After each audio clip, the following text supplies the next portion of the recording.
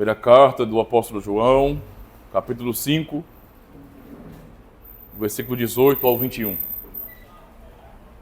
Amém? Diz assim a palavra do Senhor. Sabemos que todo aquele que é nascido de Deus não peca, mas o que de Deus é gerado conserva-se a si mesmo e o maligno não lhe toca. Sabemos que somos de Deus e que todo mundo jaz no maligno. E sabemos que já o Filho de Deus é vindo e nos deu entendimento para que conheçamos ao verdadeiro. E no que é verdadeiro estamos, isto é, em seu Filho Jesus Cristo. Este é o verdadeiro Deus e a vida eterna. Filhinhos, guardai-vos dos ídolos. Amém. Ainda quero ler o Dia do Senhor 34 de nosso catecismo. Dia do Senhor 34, temos então a exposição, não é, do primeiro mandamento. Eu quero ler a pergunta e resposta 94 e também 95. Diz assim a pergunta 94. O que o Senhor exige no primeiro mandamento?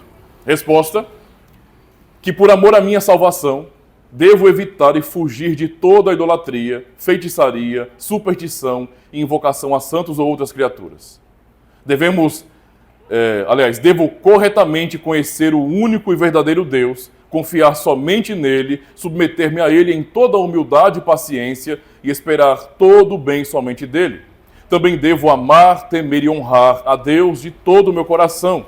Em resumo, é preferível repudiar todas as criaturas a fazer qualquer coisa, por menor que seja, contra a sua vontade. E a pergunta e resposta 95. O que é idolatria? Resposta: idolatria é ter ou inventar algo em que colocar a nossa confiança em lugar ou ao lado do único e verdadeiro Deus que se revelou em sua palavra. Então são os textos básicos de nossa palavra de hoje. Amada congregação do Senhor Jesus Cristo, hoje estaremos iniciando mais uma série de sermões nos 10 mandamentos, seguindo então a ordem de nosso catecismo. Durante todo o ano aprendemos os princípios da lei de Deus, não é? Em vários sermões, em estudos, e esse período, a partir do domingo 34 do ano, dedicamos maior atenção à lei de Deus, como a maneira de vivermos em gratidão pela salvação que Ele nos deu, não é, através de seu Filho Jesus Cristo. Já tivemos pela manhã uma breve introdução, não é, no sermão pela manhã, a respeito da lei de Deus, não é? E aprendemos justamente sobre que quem ama a Cristo guarda os seus mandamentos. Aquele que não guarda os seus mandamentos é porque também não o ama. Jesus declarou isso aos seus discípulos e aprendemos sobre isso pela manhã, não é? Então nunca devemos separar de forma nenhuma a lei de Deus do seu amor. Esse tipo de dicotomia, de separação é infiel. Não faz parte do que a Bíblia ensina. Então podemos perguntar, já que vamos falar sobre o primeiro mandamento da lei de Deus, qual é o primeiro mandamento então? O primeiro mandamento, não é, em Êxodo capítulo 20, verso 3, é: não terás outros deuses diante de mim. Quando o Senhor disse estas palavras ao seu povo, ele tinha acabado de libertar, não é, o seu povo do Egito, da casa da servidão. E lá, durante 400 anos, eles estiveram sob dura servidão, vivendo não só uma escravidão social, mas também espiritual. De forma que a saída do Egito não era apenas a libertação do jugo de um rei ímpio, do faraó, mas a libertação da idolatria, para que eles pudessem servir ao Deus vivo e verdadeiro, abandonando assim todo tipo de idolatria e rejeitando, não é, o modelo de vida que eles viram durante gerações lá no Egito, e que certamente acabou influenciando o povo, não é? Mas pensemos sobre isso, irmãos. Ao saírem daquela terra, o problema da idolatria foi resolvido. Eles foram tirados do Egito, da casa da servidão, onde havia idolatria sendo ensinada, propagada. Mas quando eles saíram, a idolatria foi resolvida? A resposta é não. Ao lermos o Antigo Testamento, testemunhamos que a idolatria sempre perseguiu o povo de Deus. Sempre perseguiu. Em vários momentos da história, Israel foi punido por causa de sua idolatria. por deixar de confiar somente em Deus para se dobrar novamente a ídolos mudos, a religião dos pagãos. Isso nos faz pensar, irmãos, porque como pode o povo a quem o Senhor amou e libertou ainda substituir Deus, o Deus verdadeiro, por ídolos mudos? Pela loucura das religiões pagãs, profanando a sua relação com Deus e o culto verdadeiro. O que podemos admitir diante disso é que idolatria, não é, sempre está ao nosso redor. É um mal na natureza humana que é caída. Isso sempre está diante de nós, não é? Essa inclinação para a idolatria, essa inclinação para colocar qualquer coisa que gostemos, não é? Qualquer coisa como sendo acima de Deus em nosso coração, como sendo mais importante do que Deus em nosso coração, como sendo prioridade em nossas vidas. João Calvino disse certa vez que o coração do homem é uma fábrica de ídolos. E ele falou a verdade. O coração do homem realmente é uma fábrica de ídolos. Facilmente transformamos qualquer coisa em um ídolo para nós. Não importa o quê. Por isso mesmo, irmãos, no último versículo da primeira carta do apóstolo João, o verso 21, o que ele diz, para concluir essa carta: filhinhos, guardai-vos dos ídolos. Notem bem isso. João escreve uma carta tão pastoral. Se os irmãos pararem para ler com atenção essa primeira carta de João, vão notar que é uma carta pastoral, uma carta cheia de amor, de esperança, onde João fala sobre fé verdadeira, sobre amor, amor aos irmãos, amor a Deus, amor aos mandamentos da lei de Deus, não é? E assim como os demais apóstolos, ele também apontou para Jesus Cristo. Ele defendeu a Jesus Cristo nesse sentido, no que diz respeito à sua encarnação, por exemplo. Anunciou a verdade, combateu heresias, alertou os irmãos sobre falsos profetas, sobre anticristos, que estavam negando ali a Jesus Cristo, não é? Ou seja, ele apontou para Cristo como sendo o Deus, verdadeiro libertador. Mas ele termina a sua carta dizendo: filhinhos, guardai-vos dos ídolos. Esta, então, é uma exortação de amor, muito importante para cada um de nós, mais necessária do que muitas vezes entendemos. Alguns anos atrás, eu lembro de uma conversa em frente à igreja, quando eu estava expondo, era um contexto onde eu estava expondo os 10 mandamentos, e um dos irmãos que estava aprendendo chegou a dizer, na frente de outros irmãos, que nós, não é, também temos problema com idolatria. E um dos irmãos que estava ali, se ofendeu. Ele disse: de jeito nenhum, isso está errado. Eu sou evangélico, o evangélico não tem problema com idolatria. É a concepção de muitas pessoas hoje. As pessoas acham que porque não tem um boneco de gesso nas paredes da sua igreja, elas não são idólatras. Elas não têm problema com isso. Por isso, é exatamente por isso que essa mensagem é tão importante para nós.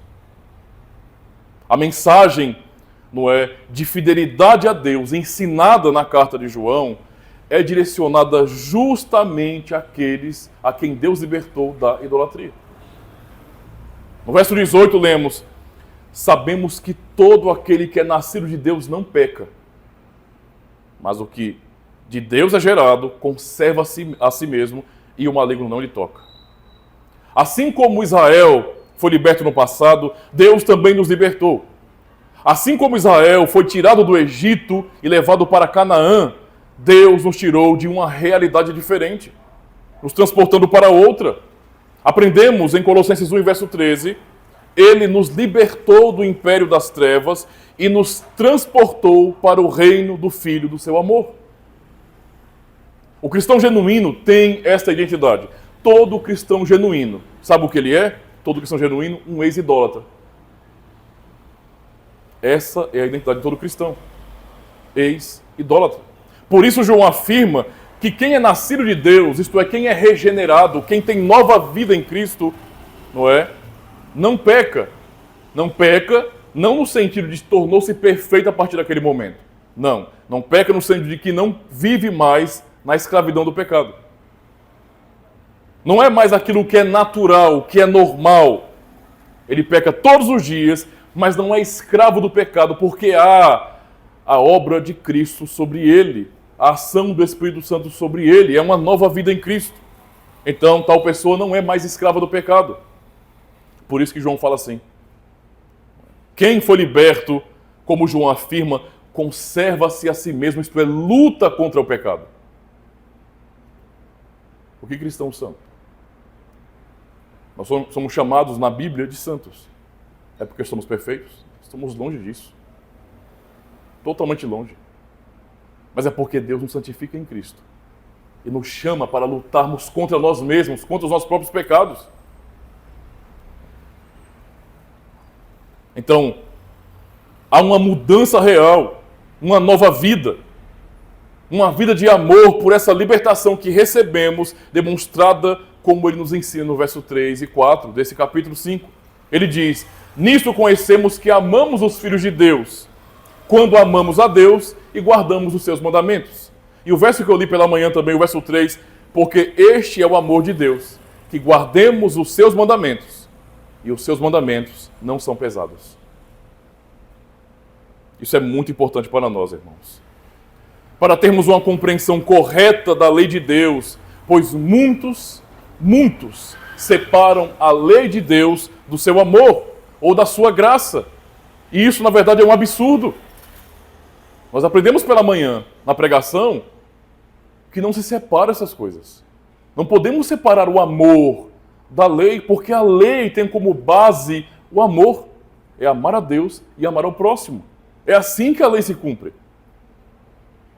Deus deu mandamentos para quem Ele primeiro libertou. É isso que aprendemos na lei, bem como estamos aprendendo aqui. Deus nos libertou, por isso Ele mesmo nos diz: não tem outros deuses diante de mim. Uma vida verdadeiramente livre obedece aos mandamentos de Deus. E notem isso. Se alguém, e eu sei que muitas pessoas têm, muitos cristãos eu digo, se alguém tem problemas com a lei de Deus, com os 10 mandamentos, não é? E acha esses 10 mandamentos um problema, algo pesado, e luta contra essa lei, e se incomoda quando a lei é lida, é ensinada, não é? É porque essa pessoa tem um problema com a lei de Deus. É porque essa pessoa talvez ainda esteja no Egito de sua vida. Ainda esteja em uma realidade onde está morta em delitos e pecados. Porque há um problema com a lei de Deus. Porque aqueles que foram libertos pelo sangue de Cristo receberam nova vida e têm um novo caminho para seguir, o caminho de amor e de gratidão que é objetivamente vivido e demonstrado pela obediência aos mandamentos. Não tem como ser de outro jeito. Por isso João diz: e os seus mandamentos não são pesados. Ora, irmãos, João estava mentindo por acaso? Ele era um hipócrita? Ou ele era um legalista para dizer que os mandamentos de Deus não são pesados? Isso é até estranho, porque quantas pessoas lutam contra a lei de Deus? Eu acho que a coisa mais comum hoje em nossos dias são os chamados cristãos antinomistas, antinominianos, isto é, cristãos que não querem saber de jeito nenhum de mandamentos. Eles querem a vida, entre aspas, livre ou libertina, para dizerem: não tem nada que eu devo obedecer. Simplesmente isso. Mas estamos ouvindo aqui da palavra de Deus. E os mandamentos não são pesados. Para a nova vida, na caminhada rumo a Canaã celestial, que é para onde todos estamos indo, todos aqueles que creem em Jesus Cristo, o que ouvimos de Deus é: filhinhos, guardai-vos dos ídolos. O Senhor não nos exortaria assim se a idolatria não fosse um perigo real para nós. Não somos perfeitos, ainda temos muitas fraquezas, muitas mazelas em nossa natureza por causa do pecado. E o nosso coração é desesperadamente enganoso. Basta se questionar: o que é que você gosta mais? O que é que nós gostamos mais? O que mais apraz o nosso coração? São as coisas de Deus? Duvido. Se assistir um filme, a série, jogar videogame, mexer na internet, no WhatsApp, no Instagram, nessa bagaceira de redes sociais, se isso não dá mais prazer do que ler a Bíblia, do que orar sinceramente a Deus. As pessoas conseguem passar 4 horas em seguida, às vezes o dia todo. Eita! Olha! Eita, nega doida da... O dia todinho. Não cansa não, nem pisca o olho, nem lacrimeja. Mas fale, leia a Bíblia. Começou a ler, no 5º versículo. Ai, eita. Amanhã eu leio, né? Amanhã eu leio. E vai adiando assim a vida todinha. Isso não é à toa, não. É a nossa natureza. É o Adão que está em nós falando. Dizendo para não obedecermos a Deus. Por isso, o que o Senhor nos ensina é: filhinhos, guardai-vos dos ídolos. Essa exortação é necessária para nós. Vejam um paralelo. O povo de Israel, após a libertação, estava sendo enviado a um mundo repleto de idolatria. Eles estavam lá no Egito, onde havia toda aquela cultura idólatra. Deus estava os enviando para Canaã, e em Canaã havia vários povos idólatras também. Tá? E eles deveriam se guardar dos ídolos naquele lugar. Não é? Os israelitas saíram de uma terra cheia de idolatria e foram enviados para uma outra terra cheia de idolatria. Tá? João, então, ele afirmou aqui no verso 19 da sua primeira carta, no capítulo 5, aquilo que também era comum naquele contexto. Ele disse: sabemos que somos de Deus, certo? Mas todo mundo, ou o mundo inteiro, jaz no maligno. O mundo não é a coisa bela que muitos acham. Ele está deixando muito claro com relação à igreja. Sabemos que nós somos de Deus. Nós não somos cristãos à toa, mas o mundo inteiro jaz no maligno. Vive no maligno. Segue a vontade do maligno. É por isso, irmãos, é justamente por isso que devemos tomar cuidado para não nos curvarmos aos ídolos do mundo e aos ídolos de nosso próprio coração. O mundo inteiro jaz no maligno. Nós lemos o texto de Romanos 1 anteriormente, antes do sermão, justamente porque Romanos 1 é uma descrição perfeita de toda a idolatria no mundo. Dos ídolos na humanidade que se prostra diante da vontade do diabo, rejeitando a Deus todos os dias. Todo pecado, a vida promíscua que vemos no mundo é a manifestação da idolatria. É o homem colocando os seus desejos carnais acima de tudo. Como lemos em Romanos 1, o que a humanidade faz constantemente? O que é comum na humanidade? Como, parafraseando agora Romanos capítulo 1, o que nós aprendemos lá? Que a humanidade não dá graças a Deus. Não dá. Pelo contrário, o coração dos homens se obscureceu. E eles abafam constantemente a voz da consciência e fecham os olhos para o poder de Deus revelado, manifestado na natureza. Por isso, Paulo diz que eles são indesculpáveis. Eles olham para o mundo, eles olham para a natureza, eles negam o poder de Deus. Eles dizem não. O mundo então vive em loucura, porque idolatria é loucura. Tem algo mais louco do que isso? Você faz um boneco de gesso e diz que ele é o seu criador e se prostra diante dele. Um boneco que você criou, um ídolo que a pessoa fez, que tem que ser carregado porque não pode andar, como nós cantamos no Salmo 115. Tem olhos, mas não veem. Tem boca, mas não falam. Tem mãos, mas não apalpam. Seus pés não podem caminhar. E o coração, que é uma fábrica de ídolos, manifesta tal idolatria, pecando constantemente contra Deus. Romanos 1, verso 23, é dito: e mudaram. O que é que o homem faz? O homem olha para a natureza, a humanidade olha para a natureza, vê toda essa beleza, toda essa organização, toda a perfeição da natureza, e o que ele faz? Ele dá glória a Deus? Não.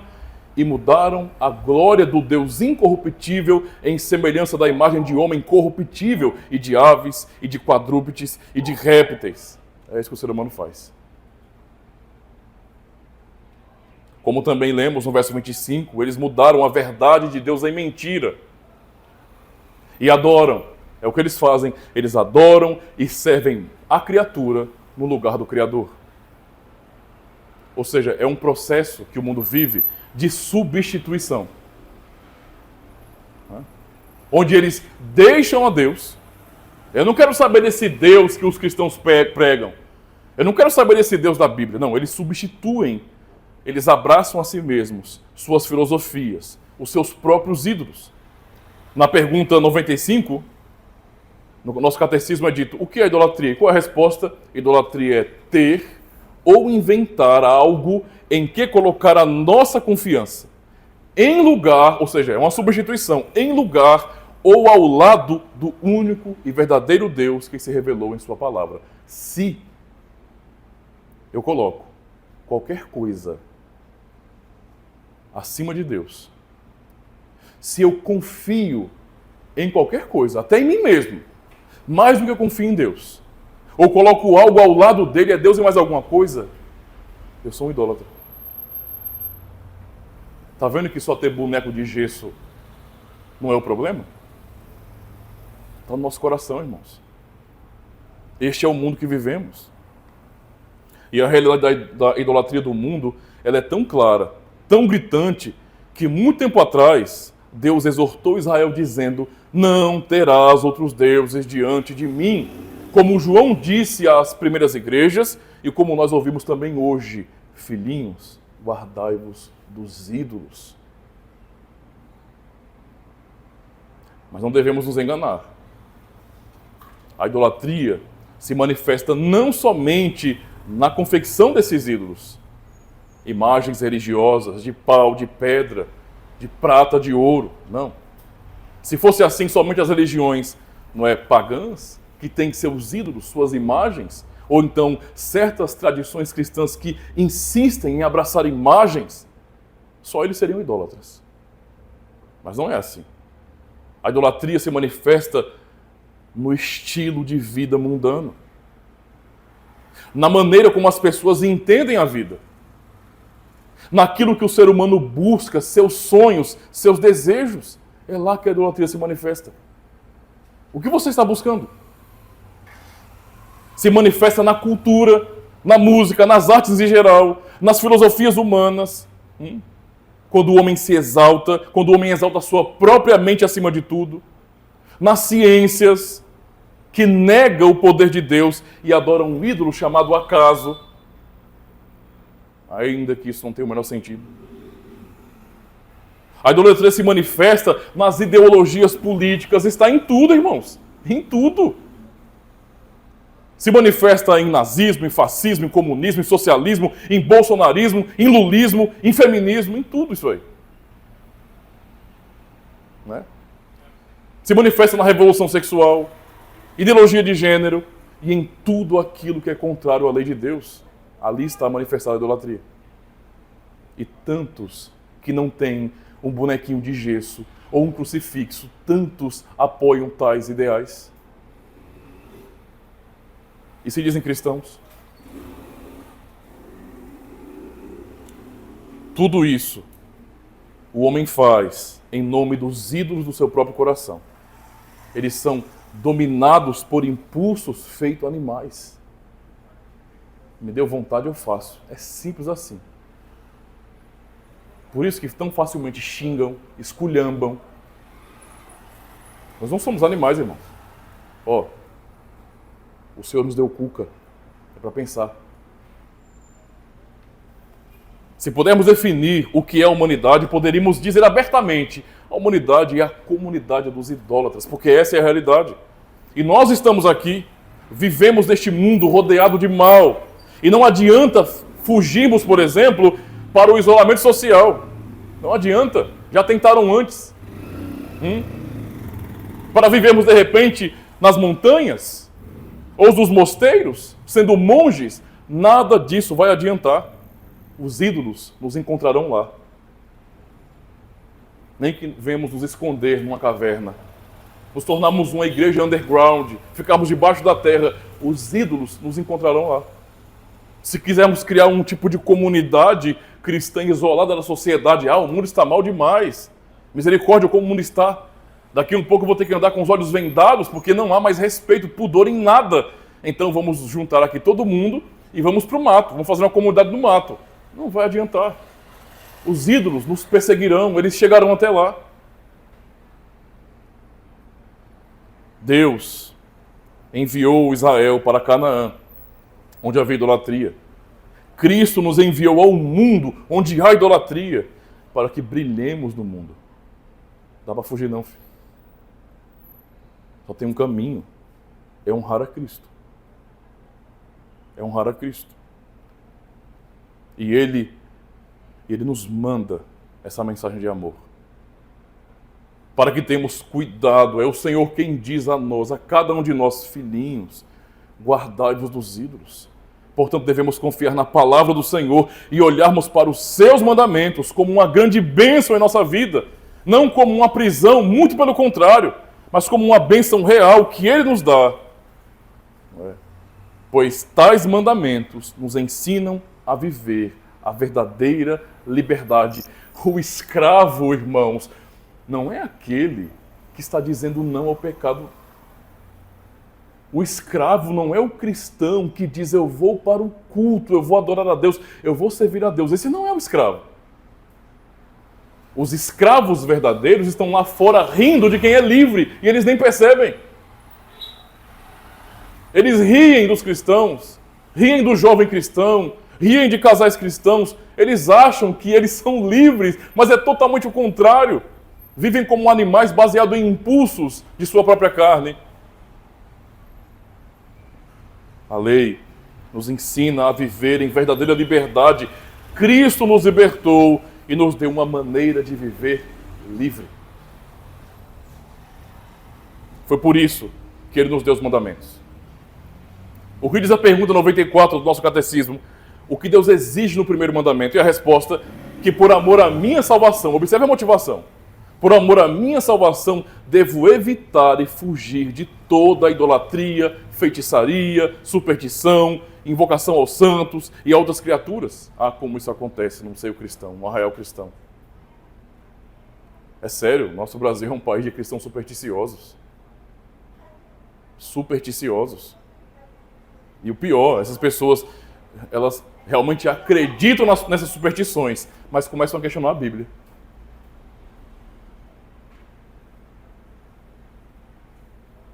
Há cristãos que são mais crentes em Saci Pererê do que no Evangelho. Isso é uma vergonha, irmãos.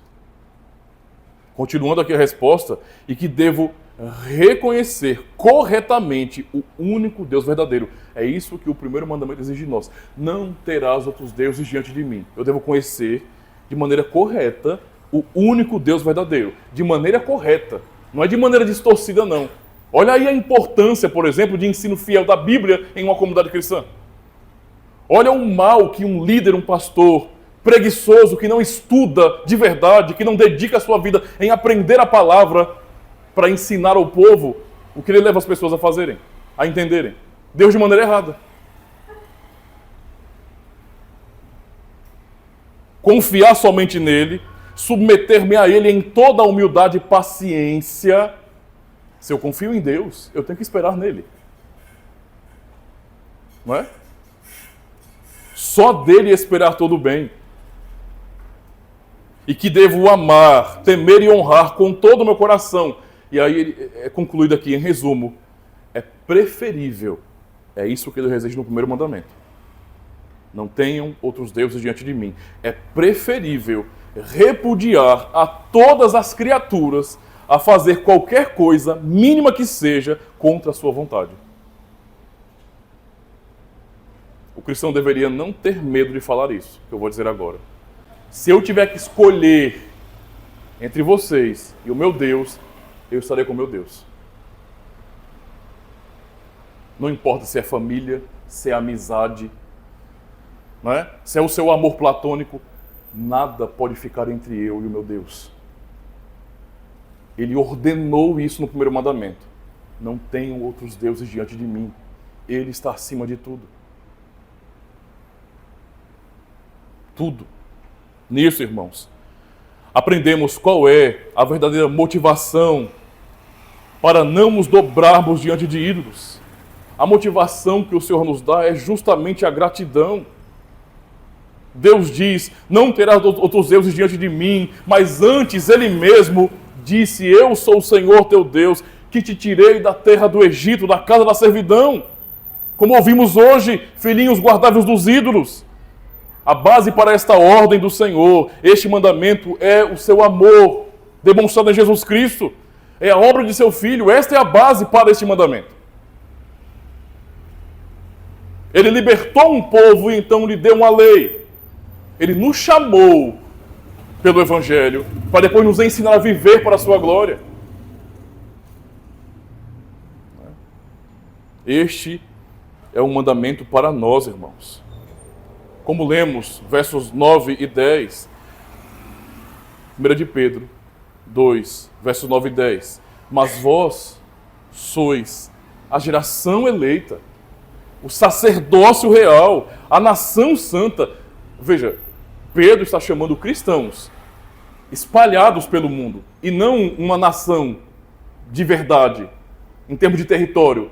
Ele está falando sobre os cristãos que estavam espalhados pelo mundo antigo. Ele os chama de nação. Nação santa, povo adquirido. Nós somos comprados, certo? Libertos. Para que anuncieis as virtudes daquele que vos chamou das trevas para a sua maravilhosa luz. E ele revela mais uma vez nossa identidade. Vós, verso 10, vós que em outro tempo não erais povo, mas agora sois povo de Deus. Que não tinhais alcançado misericórdia, mas agora alcançaste misericórdia. É o Deus que nos liberta, que nos ordena, não tenham outros deuses diante de mim. Pergunta para cada um. Você crê realmente que Jesus Cristo te salvou? Pense nisso. Você crê que Ele te libertou da escravidão, das trevas? Você crê na obra da cruz? Pois primeiro Ele nos salvou, nos libertou, então nos deu uma nova maneira de viver. E, portanto, por amor à nossa salvação, é o que aprendemos, devemos rejeitar toda a idolatria. Ele já nos libertou da escravidão dos ídolos. Diferente do mundo que não crê em Deus, no Deus verdadeiro, e vive escravizado às suas paixões, nós, diante da cultura, diante deste mundo, dos inimigos da cruz de Cristo, nós podemos dizer, não precisamos do que vocês têm a nos oferecer. Nós não precisamos. Não precisamos. Não precisamos dos seus ídolos. Não precisamos das suas filosofias, dos seus conceitos de religião. Não precisamos. Nós temos a palavra de Cristo, a palavra que liberta. É o que nós temos. Isso nos basta. Sabem por quê? Verso 20. O que ele diz? E sabemos que já o Filho de Deus é vindo e nos deu entendimento para que conheçamos ao verdadeiro. E no que é verdadeiro estamos. Isto é, em seu Filho Jesus Cristo. Este é o verdadeiro Deus e a vida eterna. Podemos lembrar de João 8, o mesmo autor, agora bem mais velho do que outrora. O mesmo autor que em João 8, 32 disse, conhecereis a verdade vos libertará. Está dizendo aqui, não é? Já está dizendo aqui. E sabemos que já o Filho de Deus é vindo, Ele se manifestou e nos deu entendimento para que conheçamos ao verdadeiro. E no que é verdadeiro estamos. Nós estamos na verdade, estamos no verdadeiro, isto é, em seu Filho Jesus Cristo. Este é o Deus verdadeiro e a vida eterna. Temos a Cristo, nosso Deus verdadeiro, nosso libertador, a própria verdade, a verdadeira luz para nossas vidas. Ele nos tirou do Egito de nossas vidas, da escravidão do pecado. Ele venceu para nos tornar livres de verdade, irmãos. Lembrem Lembre de quem você era, de onde você estava, de que você nasceu como um filho da ira. Mas ele mudou essa realidade, te dando fé. E te ressuscitando dos mortos. Porque antes da obra dele, você não entendia absolutamente nada. Mas por causa da bondade dele, é que hoje você entende. Fez o que ninguém podia fazer, nos dando verdadeira libertação. Esta é a razão para obedecermos ao primeiro mandamento. E não termos outros deuses diante do Senhor, pois Ele nos amou e nos libertou. Ele prometeu isso. João 8,36. Se o Filho vos libertar, verdadeiramente sereis livres. Esta é a bendita razão para a obediência, irmãos. Esta é a bendita razão. Tolo é aquele que acha que porque nós reformados pregamos sobre os 10 mandamentos, ensinamos os 10 mandamentos, somos legalistas. Tolos. Porque nunca ensinaremos que alguém deve obedecer para ser salvo. É totalmente o contrário. A motivação para a obediência é porque Ele nos salvou. Por isso João disse que os mandamentos do Senhor não são pesados. Foi por isso que ele falou. Como o salmista, por exemplo, no Salmo 19, verso 10, ele diz, não é, que a lei de Deus, os mandamentos do Senhor, são mais desejáveis do que o ouro. Sim, do que muito ouro fino, e mais doces do que o mel e o licor e o destilar dos favos. Se a lei fosse algo ruim para nós, como alguns pregam e ensinam, como é que o salmista falou uma coisa dessas, hein? Quer dizer que é assim, para uns é mel e para outros é fel? Não. A lei do Senhor é santa. Deus ordena essa lei para nos guiar em uma vida de gratidão. Assim como esta motivação de amor com gratidão em nosso coração, por tamanha libertação, poderemos dar toda a honra ao Senhor nosso Deus, não nos dobrando a ídolos. Seremos tentados, isso é verdade. Mas na hora das tentações, por isso que temos a exortação, filhinhos, guardai-vos dos ídolos. Na hora das tentações, clamemos ao Senhor. Ele disse, eu sou o Senhor, Deus de vocês, eu libertei vocês. Então clamemos ao Senhor, peçamos socorro ao Senhor Deus. Venhamos admitir nossa miséria, nossa fragilidade diante dele e venhamos correr para Cristo, sempre correr para Cristo. Que venhamos ter coragem e fé para dizer como salmista, no Salmo 70, no verso 4, folguem e alegrem-se em ti todos os que te buscam e aqueles que amam a tua salvação, digam continuamente, engrandecido seja Deus.